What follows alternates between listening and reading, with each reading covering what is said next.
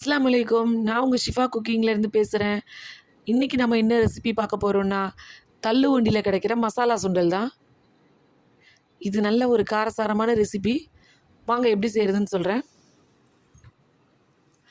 இதுக்கு நான் 1/4 கிலோ வெள்ளை பட்டாணி எடுத்து ஊற வச்சு ஒரு 2 மணி நேரம் ஊறினதுக்கப்புறம் வேக வச்சு வச்சுருக்கேன்.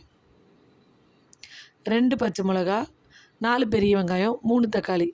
இதை மிக்சியில் ஒரு ஃபைன் பேஸ்ட்டாக அரைச்சிக்கோங்க.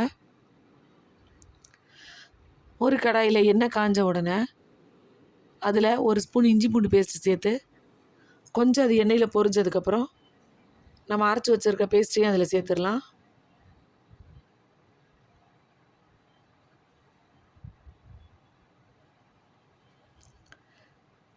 இந்த வெங்காயம் தக்காளி எண்ணெயிலே கொஞ்சம் வதங்கட்டும்.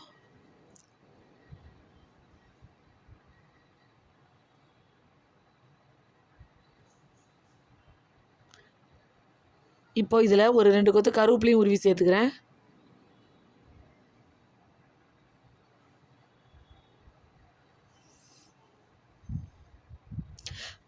பயரை நான் குக்கரில் 2 விசில் வச்சு எடுத்திருக்கேன்.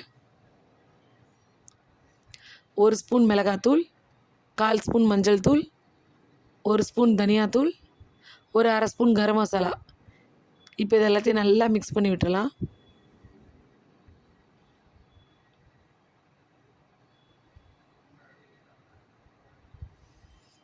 இப்போ இது எல்லாத்தையும் மிக்ஸ் பண்ண உடனே நம்ம வேக வச்சு வச்சுருக்கோம் இல்லையா வெள்ளை பட்டாணி, அதையும் இது கூட சேர்த்துட்றேன். கூடவே ஒரு 1/2 கிளாஸ் தண்ணியும் சேர்த்துக்கிறேன்.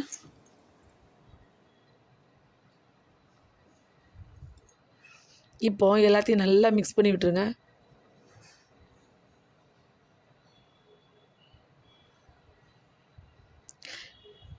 இப்போ இந்த சுண்டல் நல்லா ஒரு 10 நிமிஷம் நல்லா கொதிக்கட்டும். ஏன்னா அந்த மசாலாலாம் அந்த பயிருக்குள்ளே நல்லா இறங்கணும். இப்போ இதுக்கு தேவையான அளவு உப்பு சேர்த்துட்றேன். ஒரு மூடி போட்டு நல்லா மூடிடுங்க.